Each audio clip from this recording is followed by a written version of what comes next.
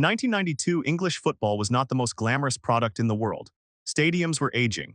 The game had spent a decade associated with crowd disasters, hooliganism, and crumbling infrastructure. Attendances had fallen. The national image of the sport was damaged in ways that felt, to many people at the time, possibly permanent.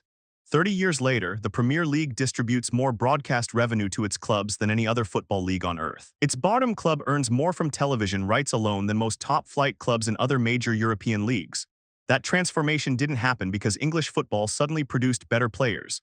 It happened because a small group of people made a set of structural decisions at exactly the right moment, and those decisions compounded into something none of them fully anticipated. This is how that happened. To understand the Premier League, you have to understand what it replaced and why the replacement was so deliberate. English football in the late 1980s was organized under the Football League, a structure that had governed the game for over a century. The largest clubs, the ones drawing the biggest crowds and generating the most interest, shared their television revenue with the lower divisions under a collective arrangement. The logic was solidarity, keep the whole pyramid financially viable. The biggest clubs grew frustrated. They felt they were generating the audience and the commercial interest, but sharing the financial upside with clubs far below them in the food chain. They wanted more control and more money. In 1992, the first division clubs resigned from the Football League and formed the Premier League under the umbrella of the Football Association. The break was clean and deliberate. The new league would negotiate its own broadcast deals. It would keep the money closer to the top. The timing intersected with something equally important. Sky B, Rupert Murdoch's satellite broadcaster, needed a flagship product to drive subscriptions. Live Premier League football was exactly what they needed. The first Premier League broadcast deal, worth around £300 million over 5 years, was transformative for both sides. Sky got the content, the league got the money, and the model for everything that followed was established. The single structural decision that separates the Premier League from almost every other major sports competition financially is collective selling.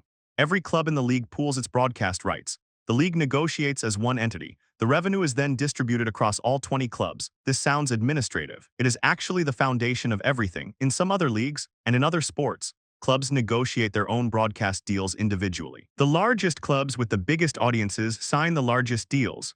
The smaller clubs sign smaller deals. The gap between top and bottom grows enormous over time. Collective selling compresses that gap. It means the revenue from the most popular clubs, the ones broadcasters most want, flows partly to everyone. The bottom club doesn't earn what the top club earns, but the difference is manageable. The league as a whole becomes more financially competitive. And here is the part that mattered most globally. Collective selling made the Premier League easier to sell internationally as a complete product. When a broadcaster in Asia or the United States or the Middle East wants to buy Premier League rights, they're buying every match, every club, the full season from August to May. They're not buying Manchester United separately from the rest. They're buying a competition, a 20-team story that runs for 9 months. That packaging, made possible by collective ownership of the rights, is what allowed international deals to grow at a pace that no individual club deal could have matched. Domestic rights are large. International rights are where the Premier League's financial model became genuinely unique.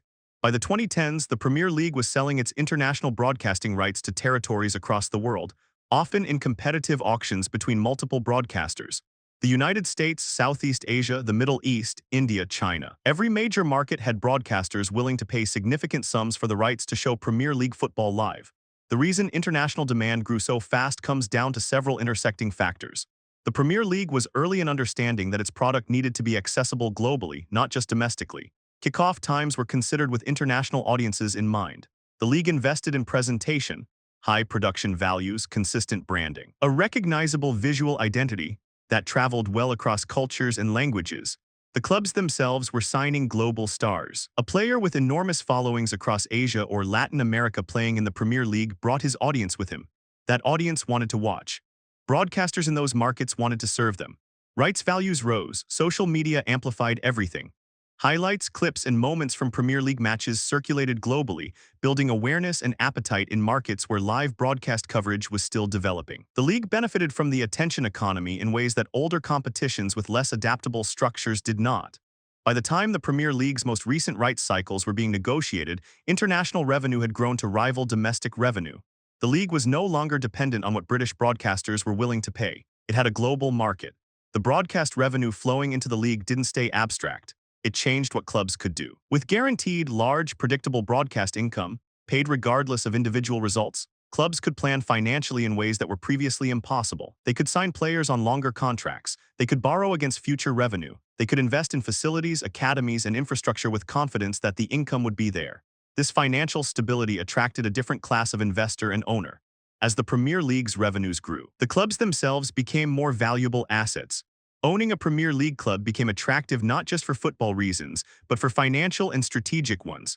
American investors, Gulf sovereign wealth funds, Asian conglomerates, capital from across the world entered English football partly because the underlying revenue model was so robust. That incoming capital further strengthened clubs' ability to compete for players, which improved the quality of football on the pitch, which increased broadcast demand, which raised rights values, which increased club valuations. The cycle fed itself.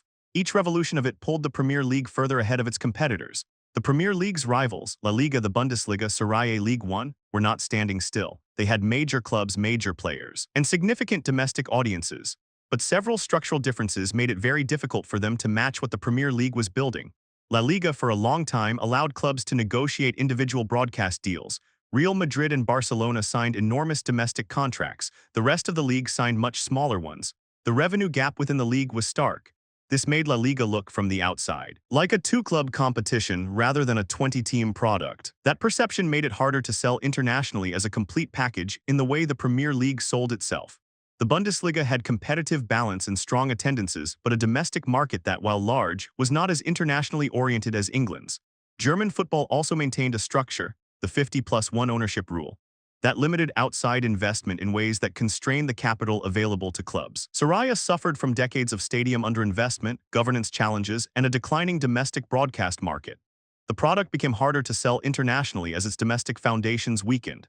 None of these leagues made obviously wrong decisions.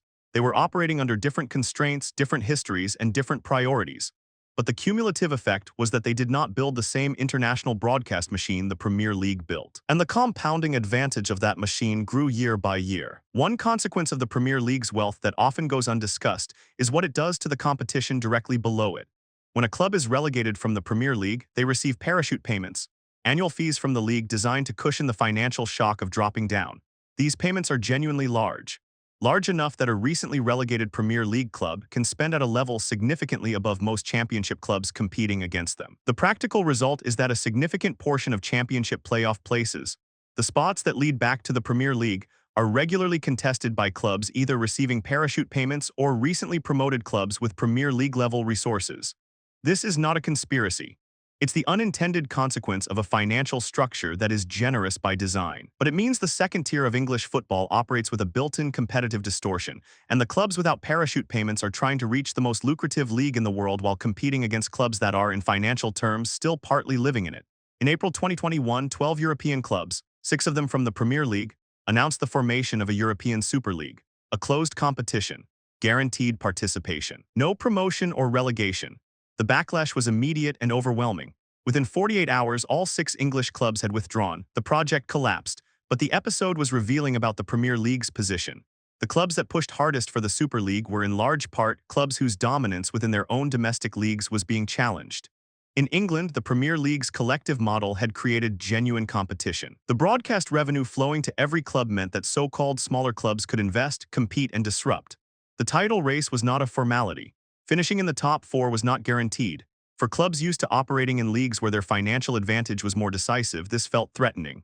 The Super League was partly an attempt to escape the competitive uncertainty that the Premier League's own financial model had created. The fans rejected it. The regulators moved against it. And the Premier League, the competition that had made those clubs rich in the first place, survived intact. The Premier League's wealth is not an accident and it's not magic. It is the product of a breakaway that happened at the right moment, a collective selling structure that packaged the competition as something the whole world could buy, and a growth cycle that compounded broadcast money into club investment, into product quality, into more broadcast money. The misunderstanding worth leaving behind is that the Premier League is rich because it has the best football. The causality often runs the other way. It has some of the most competitive football, not always the most technically refined, but genuinely unpredictable and globally watchable. Because the financial structure made competition viable across the whole league, not just at the top. The money created the conditions. The conditions produced the product. The product sold to the world, and the world kept buying.